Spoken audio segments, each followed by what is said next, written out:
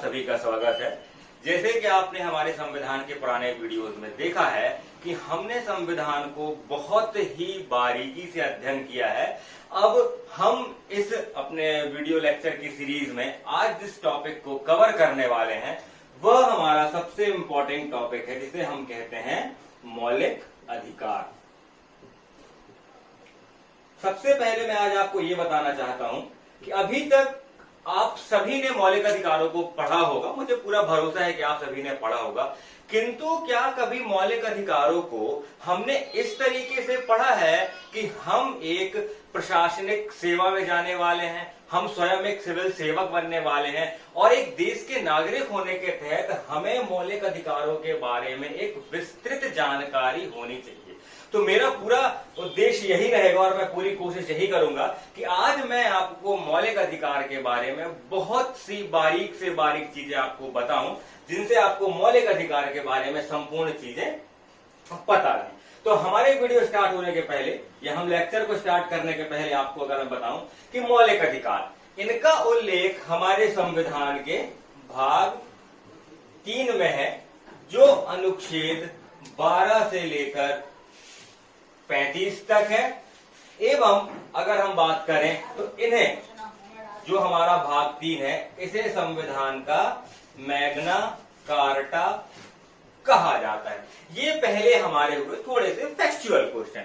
अब यहां पर जो एक डाउट उठता है कि ये मैग्ना कार्टा ये शब्द क्या है, या हम भाग 3 या मौलिक अधिकार को मैग्ना कार्टा हम क्यों कहते हैं। तो यदि इसके बारे में आपको बताऊं तो मैग्ना कार्टा, इसका हिंदी अर्थ होता है अधिकार पत्र।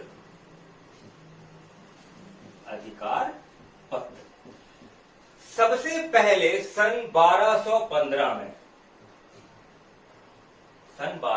में ब्रिटेन के एक राजा ने, जिनका नाम था जॉर्ज, उन्होंने अपने नागरिकों को जो अधिकार पत्र दिए मौलिक अधिकारों से संबंधित, उन्हें कहा गया अधिकार पत्र या मैग्ना कार्टा। इसी वजह से हम संविधान के भाग 3 को हमारे क्या कहते हैं, हमारे इंडियन कॉन्स्टिट्यूशन का मैग्ना कार्टा कहा जाता है।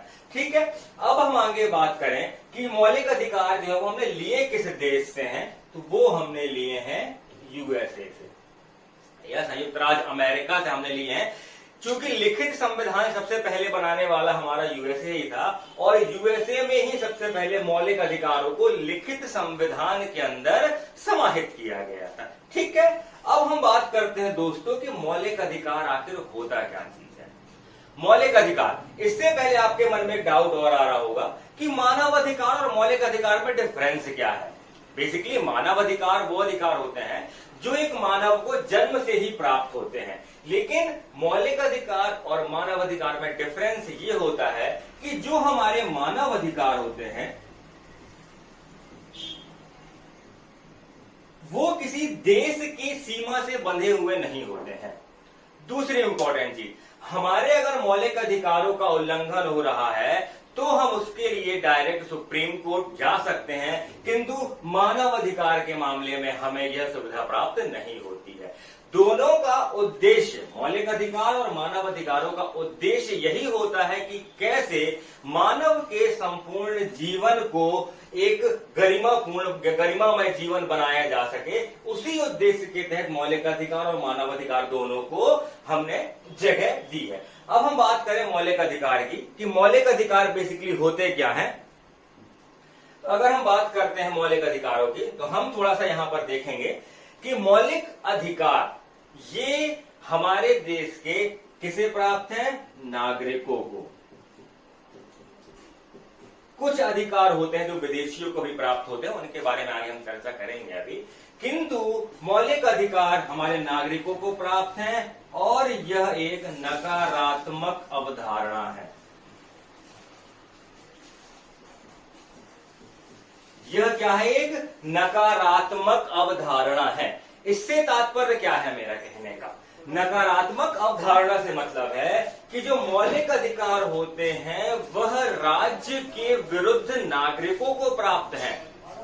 इसका मतलब ये हुआ आसान शब्दों में कि मौलिक अधिकार के द्वारा राज्यों को यह विवश किया जाता है कि वह अपनी नीति निर्माण की प्रक्रिया में मौलिक अधिकारों के या व्यक्ति के जो बेसिक अधिकार है, फंडामेंटल राइट्स हैं, उनका विशेष तौर पर ध्यान रखें।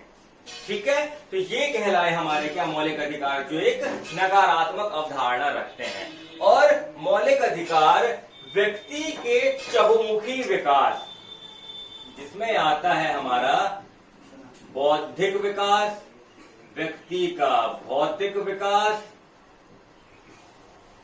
व्यक्ति का नैतिक विकास और गरिमापूर्ण जीवन। तो मौलिक अधिकार बेसिकली इन चारों को कैसे एक व्यक्ति के अंदर समाहित किया जाए कि व्यक्ति का जो विकास है इन चारों स्तर पर हो सके, इसीलिए हमें हमारे संविधान में मौलिक अधिकार दिए गए हैं।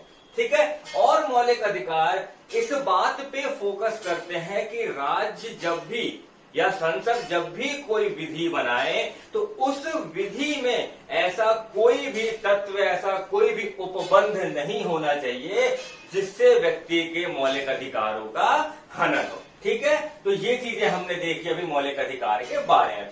अब मैं आपको बताता हूं मौलिक अधिकार के प्रकार। सभी को बहुत अच्छे से पता होगा कि मौलिक अधिकार जो हमारे होते हैं, हमारे संविधान द्वारा जो हमें प्रदत्त थे, वो थे हमारे 7 मौलिक अधिकार। हमारे संविधान द्वारा प्रदत्त हमें कितने मौलिक अधिकार थे? 7 मौलिक अधिकार थे। लेकिन वर्तमान में कितने मौलिक अधिकार हैं हमारे पास? 6 मौलिक अधिकार है। मैं आपको बताता हूं। जो हमारा पहला मौलिक अधिकार होता है वो होता है समानता का अधिकार, जो होगा अनुच्छेद 14 से लेकर 18 तक। दूसरा हमारा जो अधिकार होगा वो होगा स्वतंत्रता का अधिकार, जो हमारा होगा 19 से लेकर 22 तक। तीसरे में हम पढ़ेंगे शोषण के विरुद्ध अधिकार, शोषण के विरुद्ध, जो अधिकार हमारा होगा 23 एवं 24। उसके बाद हम पढ़ेंगे धार्मिक स्वतंत्रता का अधिकार, जो हमारा होगा 25 से लेकर 28 तक। उसके बाद हम पढ़ेंगे हमारा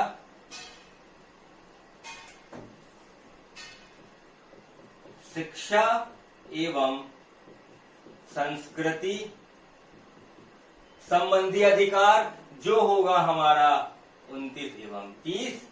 इसके बाद हम देखेंगे संपत्ति का अधिकार,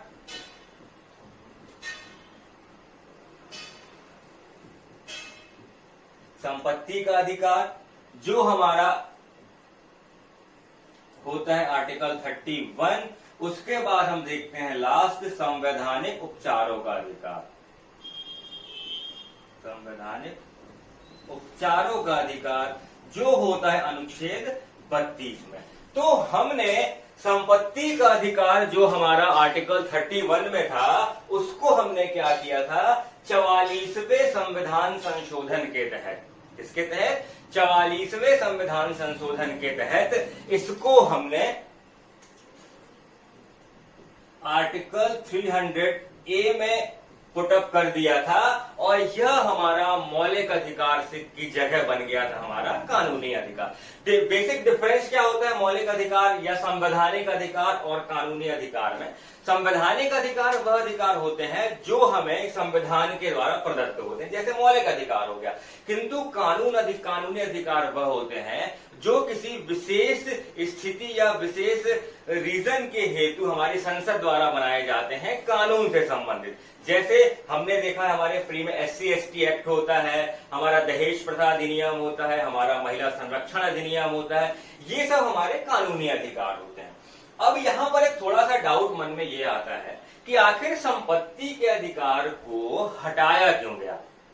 अगर हम बात करें कि आखिर संपत्ति के अधिकार में ऐसी क्या प्रॉब्लम थी कि इसके लिए जो हमारी पहली ही अनुसूची जोड़ी गई थी, 9वीं अनुसूची 1951 में, तो पहला ही संविधान संशोधन हमने करना पड़ा, वो भी हमारे इसी से संबंधित था। तो आखिर ऐसा क्या हुआ कि जिस संविधान को बनने में हमने 2 साल 11 महीने लगाए, उस संविधान में ऐसी क्या कमी थी कि 1951 में ही हमें पहली अनुसूची जोड़नी पड़ी, वो भी इसी संबंधित, संपत्ति संबंधित। उसको मैं बहुत आसान शब्दों में आपको बताता हूं। मौलिक अधिकार हमारे क्या होते हैं? वह अधिकार कि यदि हमें समानता स्वतंत्रता का अधिकार है और हमारा इनका हनन हो रहा है तो हम हाई कोर्ट या सुप्रीम कोर्ट में जा सकते हैं। ठीक है।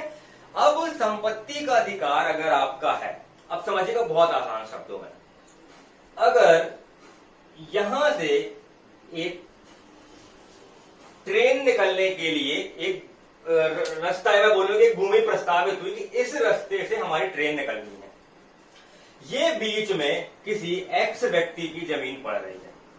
अब अगर एक्स व्यक्ति ये कहता है कि मुझे अपनी जमीन सरकार को नहीं देनी है, क्यों?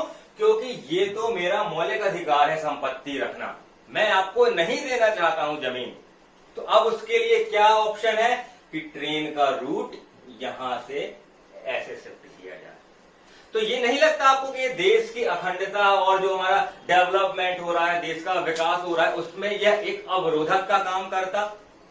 इसी वजह से केवल हमने संपत्ति के अधिकार को हमारे मौलिक अधिकार से हटा के हमने कानूनी अधिकार कर दिया कि अब अगर यहां से ट्रेन निकलनी है तो हम कानून के अधिकार के तहत उसे कुछ कंपनसेट करके उससे यह जमीन हम ले सकते हैं। ठीक है। तो ऐसे और कई उदाहरण थे जिसकी वजह से संविधान निर्माताओं को, संविधान निर्माण होने के बाद यह लगा कि नहीं यार, संपत्ति के अधिकार को हमें मौलिक अधिकार में नहीं रखना चाहिए।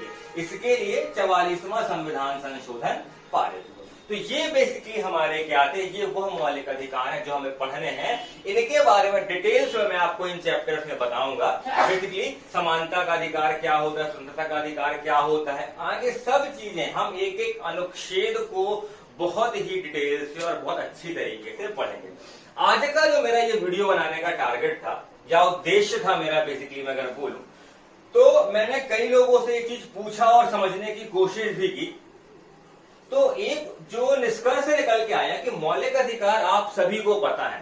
ठीक है, आप सभी को मौलिक अधिकार पता है, अनुच्छेद 14 से लेकर 32 तक।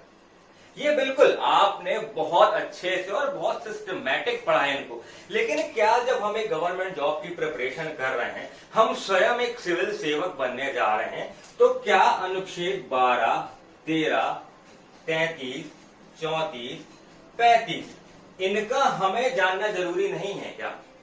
बिल्कुल हमें जानना जरूरी है। इसीलिए जो मेरा आज का वीडियो रहेगा वो बेसिकली रहेगा अनुच्छेद 12, अनुच्छेद 13, 33, 34, 35, जिसको आपने कहीं ना कहीं निगलेक्ट कर दिया होगा या आपने पढ़ा नहीं होगा या शायद आपको वो चीजें पढ़ाई नहीं गई हो। तो आज हम जो बेसिकली बात करेंगे वो किसके बारे में करेंगे? अनुच्छेद 12, 13, 33, 34 और 35 के बारे में। ठीक है दोस्तों, अब हम आगे देखते हैं।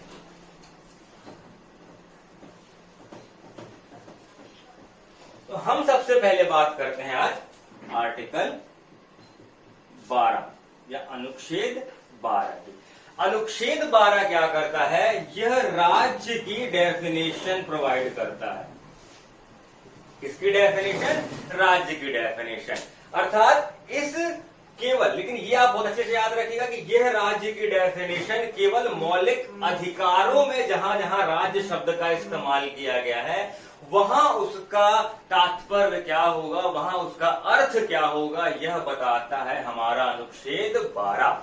ठीक है, जैसे हमने पढ़ा भी, मैंने आपको थोड़ी देर पहले ही बताया कि यह नागरिकों को प्राप्त है राज्य के विरुद्ध। तो राज्य का तात्पर्य क्या होता है? तो राज्य का तात्पर्य मुख्यतः 4 चीजों से लिया जाता है, जिसमें पहला होता है हमारा केंद्रीय विधायिका, जिसे हम संसद कहते हैं। दूसरा राज्य की विधायिका, जिसे हम विधान मंडल कहते हैं। ठीक है, उसके बाद हमारा आएगा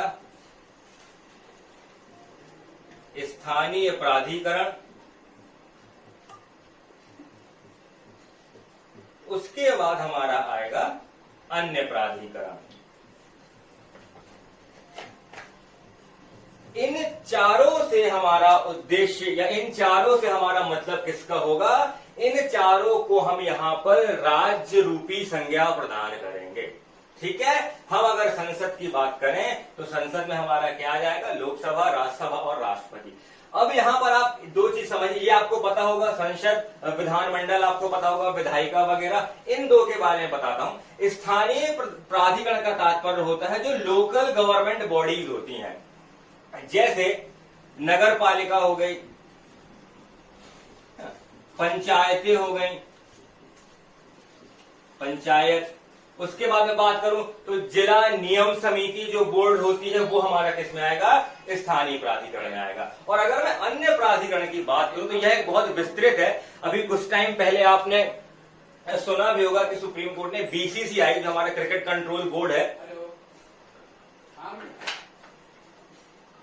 क्रिकेट कंट्रोल बोर्ड को भी अन्य प्राधिकरण के अंतर्गत रखा था और यह कहा था कि आप सूचना के अधिकार अधिनियम के तहत यदि आपसे कोई सूचना मंगाता है तो आप उसे देने के लिए बाध्य हैं। अन्य प्राधिकरण में जैसे हमारा सिंपल समझे LIC हो गया, हमारा ONGC हो गया, हमारा सेल हो गया, ऐसी बॉडीज जो विधि या नियम बनाती हैं या जिन्हें गवर्नमेंट से कुछ सब्सिडीज प्राप्त होती हैं, उन्हें नियम बनाने की शक्ति प्राप्त होती है, वो सब हमारे आते हैं अन्य प्राधिकरण के अंदर। तो हमने क्या देखा कि जो हमारा अनुच्छेद 12 था, उस अनुच्छेद 12 ने हमें क्या बताया, हमें राज्य के बारे में बताया कि पूरे मौलिक अधिकारों में जहां जहां पर भी हम राज्य शब्द का इस्तेमाल करेंगे तो वहां पर उनका तात्पर्य इन चारों से लिया जाएगा। ऐसा नहीं कि राज्य शब्द के बारे में कोई आपसे पूछे तो आप बता दें कि हाँ राज्य शब्द का तात्पर्य है मेरा प्यारा मध्य प्रदेश, ठीक है। तो यहां पर राज्य शब्द का तात्पर्य हमें अपने स्टेट से नहीं लेना है, बल्कि जो हमारी लेजिस्लेटिव असेंबलीज होती हैं यहां पर हमारा तात्पर्य उनसे होगा, ठीक है दोस्तों। अब हम बात करेंगे हमारे अगले अनुच्छेद 13 के बारे में।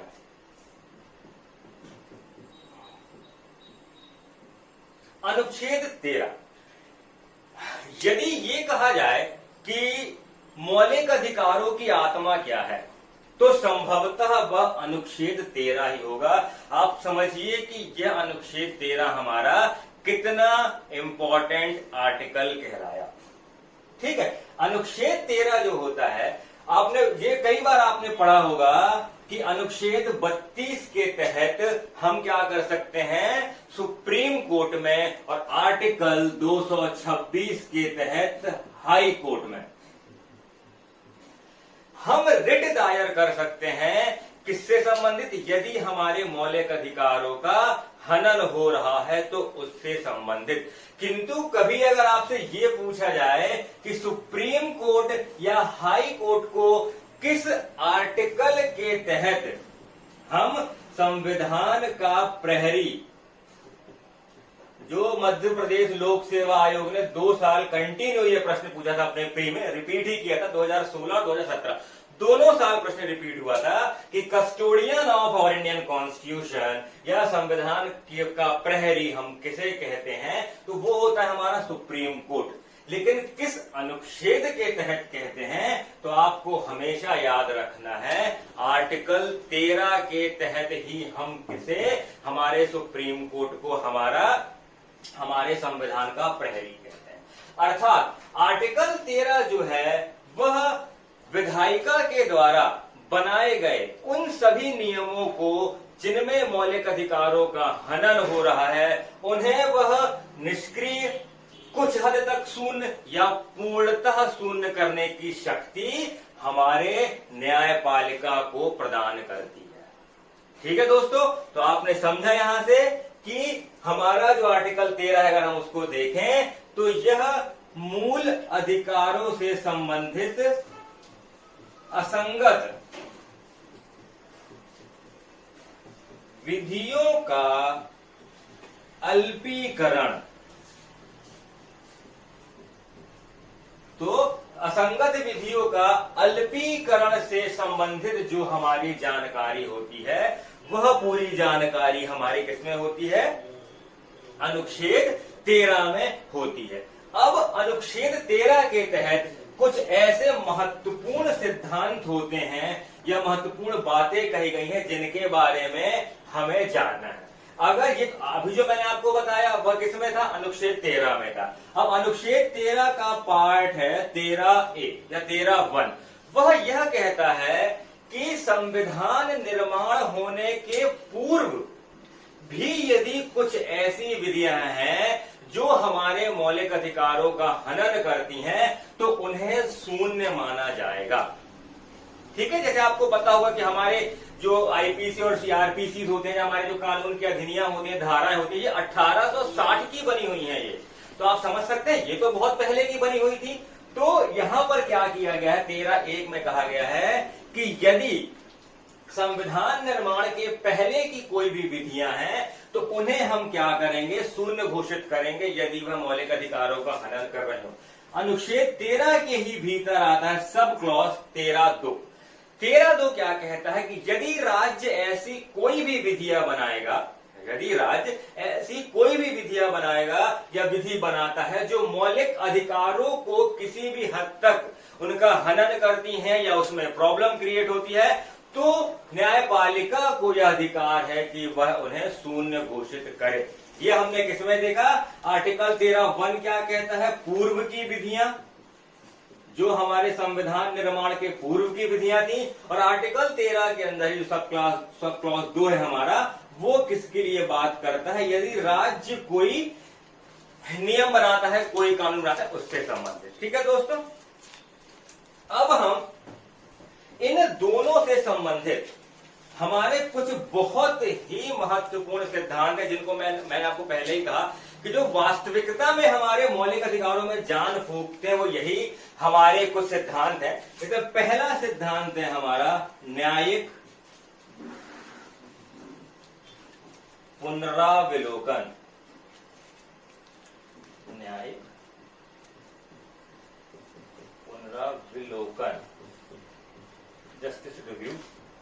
इसमें आपको ये चीज याद रखना है न्यायिक पुनरावलोकन में कि यदि यह पावर जो है वो न्यायपालिका को दी गई है कि यदि हमारा जो राज्य है, राज्य की जो हमारी विधायिका है, वो अगर कोई भी ऐसा कानून बनाती है जो हमारे मौलिक अधिकारों से असंगत है, उसे आप शून्य घोषित करें। ये चीज आप याद रखिएगा कि ये न्यायिक पुनरावलोकन का सिद्धांत आर्टिकल 13(1) और 13(2) से निकला गया है।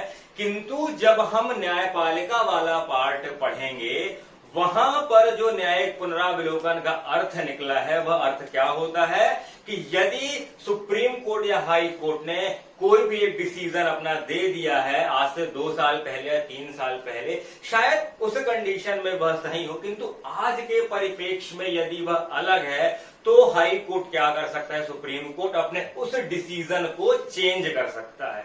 ये क्यों चेंज करते हैं, क्योंकि आपको पता होगा कि हाई कोर्ट और सुप्रीम कोर्ट के द्वारा लिए गए डिसीजंस को उनके जो अधीनस्थ न्यायालय होते हैं वो एक निर्णय के तौर पर फॉलो करते हैं। तो वहां पर न्यायिक पुनरावलोकन का अर्थ अलग होगा, जिसको मैं अभी आगे आपको बताऊंगा। अब बात करते हैं नित्यजन्य का सिद्धांत।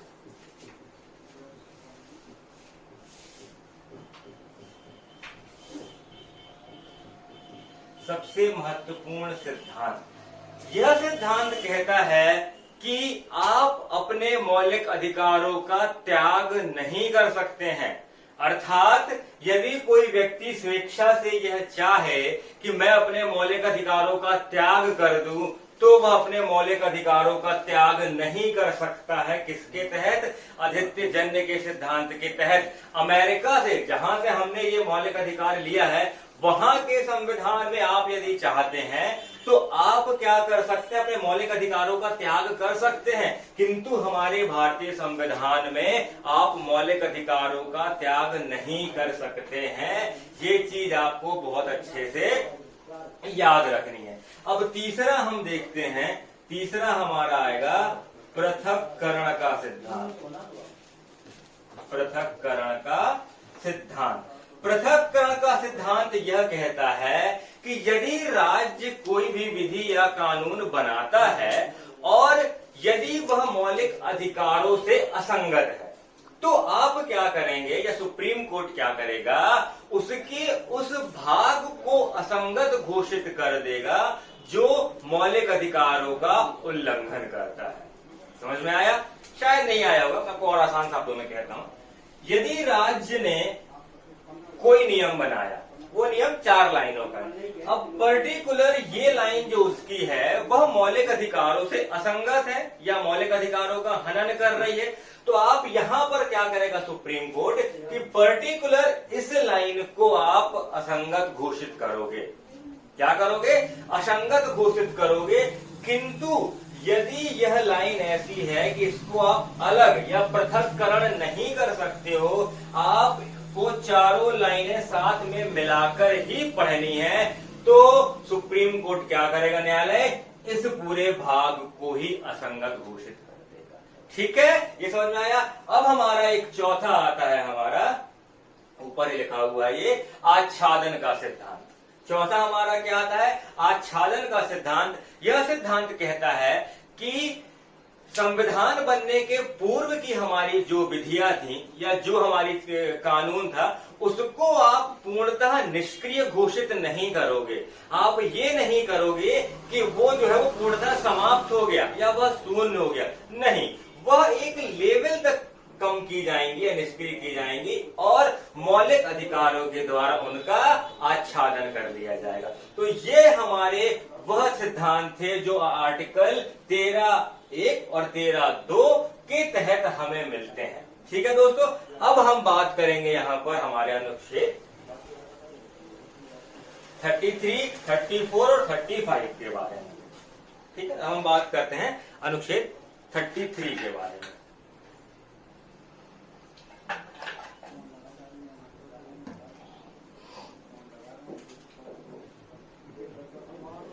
आर्टिकल 33 और 34 ये दोनों भी निर्बंध लगाने के लिए हैं कि मौलिक अधिकारों पर यदि हमें निर्बंध लगाना है या हमें उनको रोकना है, हमें पर्टिकुलर कुछ व्यक्तियों को नहीं देना है, तो उसके लिए जो उल्लेख है वो आर्टिकल 33 और 34 में है। संभवतः सभी को यही पता रहता है कि आर्टिकल 352 के तहत जब राष्ट्रपति शासन लगता है तब हमारे मौलिक अधिकार जो हैं वह केवल क्या होते हैं?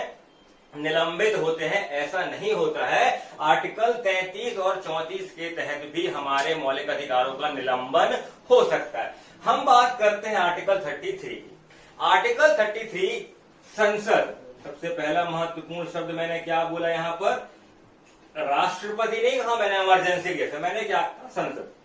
संसद को यह शक्ति प्राप्त होती है कि जो भी व्यक्ति हमारी प्रतिरक्षा सेना से जुड़े हुए हैं, हमारे देश की जो प्रतिरक्षा सेना होती है, जैसे हम बात करें थल सेना, वायु सेना एवं जल सेना, प्रतिरक्षा सेना के लिए यह एक सर्टेन या कुछ हद तक यह मौलिक अधिकारों का हनन कर सकती है। जैसे आर्टिकल 19 आपने सबने पढ़ा है, एक्सप्रेस ऑफ फ्रीडम, वाक स्वतंत्रता का अधिकार 19(1) के तहत प्राप्त है। लेकिन क्या यही वाक स्वतंत्रता का अधिकार हम उस व्यक्ति को दे सकते हैं क्या जिसके पास देश के रक्षा से संबंधित महत्वपूर्ण जानकारियां हैं?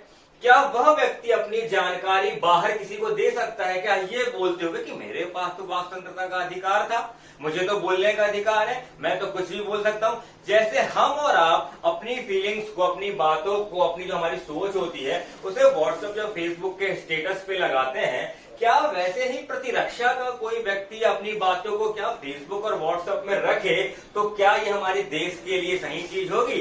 बिल्कुल सही चीज होगी। इसीलिए आर्टिकल 33 ने संसद को यह पावर दी कि वह प्रतिरक्षा सेना से संबंधित व्यक्तियों के लिए विधि बनाकर,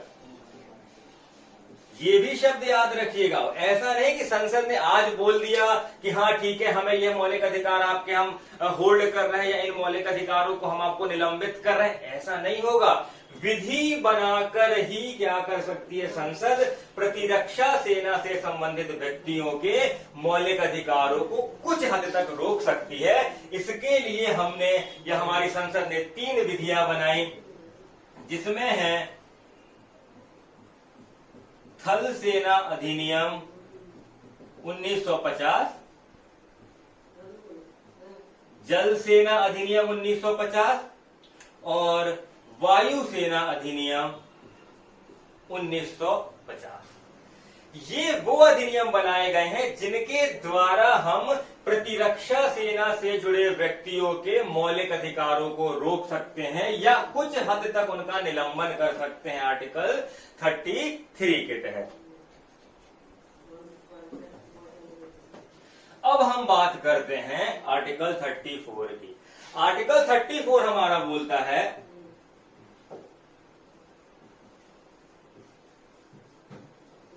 कि जब भी देश में कहीं मार्शल लॉ लगा होगा, या मैं क्या बोलूं, मार्शल लॉ को सेना का जो कानून है, या जब भी कभी देश में कहीं मार्शल लॉ लगा होगा तो उस समय पर आपके मौलिक अधिकारों को संसद क्या कर सकती है, कुछ हद तक निलंबित कर सकती है। कब? जब मार्शल लॉ, या इसे हम कहते हैं सेना विधि, जब मार्शल लॉ लगी होती है तो सामान्यतः वहां पर मौलिक अधिकार आपके होल्ड कर ही दिए जाते हैं। यहां पर क्या होता है कि जो जनता की न्यायालय होती है, जनता न्यायालय, वो कन्वर्ट हो जाती है हमारी किसमें, सेना न्यायालय में। तो यहां पर हमने क्या देखा, आर्टिकल 33 भी हमारे मौलिक अधिकारों पर निर्बंध लगाने के लिए था, आर्टिकल 34 भी हमारे मौलिक अधिकारों पर निर्बंध लगाने के लिए था। अब हम बात करते हैं आर्टिकल 35 की। आर्टिकल 35 अनुच्छेद 35, बहुत ही आसान बात में आपको समझाता हूं मैं, क्योंकि इसमें जो मेन लाइन है वो बस आपको याद रखनी है।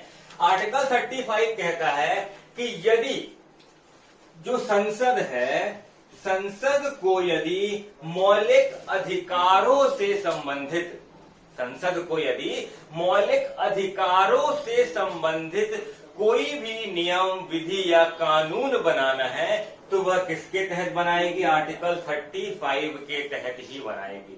यदि उसे कोई संशोधन करना है, कुछ नई चीजें ऐड करना है, जैसे हमने देखा हमारे कुछ अनुच्छेद हैं जो हमने संविधान संशोधन के द्वारा जोड़े हैं हमारे मौलिक अधिकारों में भी, तो वो अधिकार संसद को प्रोवाइड करता है आर्टिकल 35।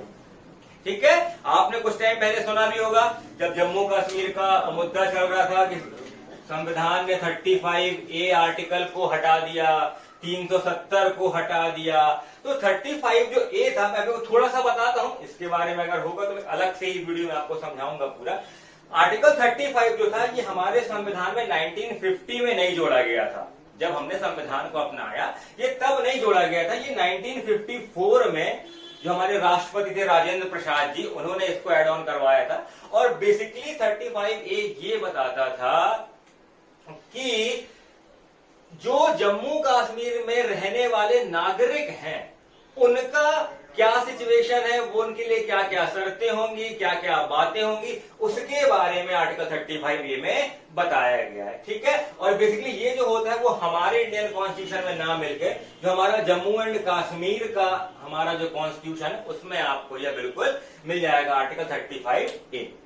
ठीक है दोस्तों, तो ये हमारे क्या हो गए, मौलिक अधिकारों से संबंधित जो अनुच्छेद थे इंपॉर्टेंट, आर्टिकल 12, आर्टिकल 13, आर्टिकल 33, 34 और 35, वो मैंने समझे। अब मैं यहाँ पर थोड़ा सा आपको कुछ चीजें और बताना चाहूंगा। जो हमारे मौलिक अधिकार होते हैं वो अत्यंत या एब्सोल्यूट नहीं है।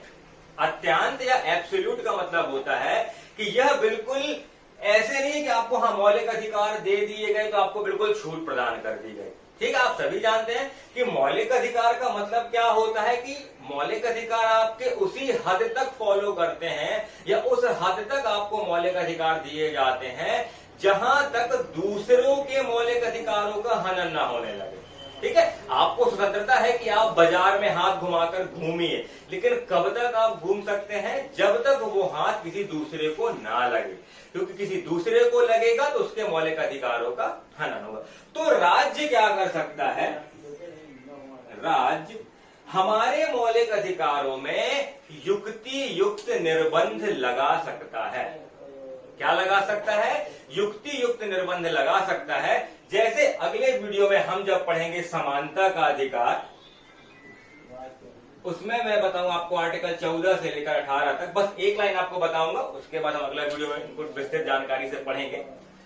समानता का अधिकार क्या कहता है कि हाँ, लिंग, धर्म, जाति के आधार पर हम किसी को विभेद नहीं कर सकते, विधि के समक्ष सभी समान होंगे। किंतु आप ये बताइए कि क्या मैं, हम और आप या हमारे राष्ट्रपति और प्रधानमंत्री जी एक जैसे हैं? क्या हमें कॉन्स्टिट्यूशन से दोनों को बराबर समानता का अधिकार प्राप्त हुआ है? क्या जो हमारे विकलांग भाई बंधु होते हैं और हमें, क्या हमें एक जैसा अधिकार प्राप्त है? तो फिर यह रिजर्वेशन क्यों किया गया? जब आप ये कह रहे हैं कि हाँ, धर्म, जाति, लिंग के आधार पर आप विभेद नहीं करेंगे, तो आपने रिजर्वेशन क्यों दिया? आपने SC ST रिजर्वेशन क्यों दिया? आपने जनरल को अलग से रिजर्वेशन कुछ जगह पे क्यों दिया? आपने महिलाओं को रिजर्वेशन क्यों दिया? आपने विकलांगों को रिजर्वेशन क्यों दिया? इन सभी के बारे में हम आगे के जो हमारे वीडियोज रहेंगे कल का, हमारा समानता का अधिकार, आपके इन सभी सवालों का जवाब उन वीडियो में आपको मिलेगा। और इसी तरीके से ही हम अपने आगे के वीडियोज को पूरे विस्तृत तरीके से, थोड़ा टाइम लगेगा आपको, बट भरोसा रखिए ऐसी जानकारी आपको बुक में तो नहीं मिलने वाली है। ये आपको आज का वीडियो देख के लगा होगा हाँ, क्या जो आपने चीजें देखी वो आपको वीडियोज में नहीं मिली होंगी। तो अब इनके बारे में हम देखेंगे आगे के वीडियो में, ठीक है?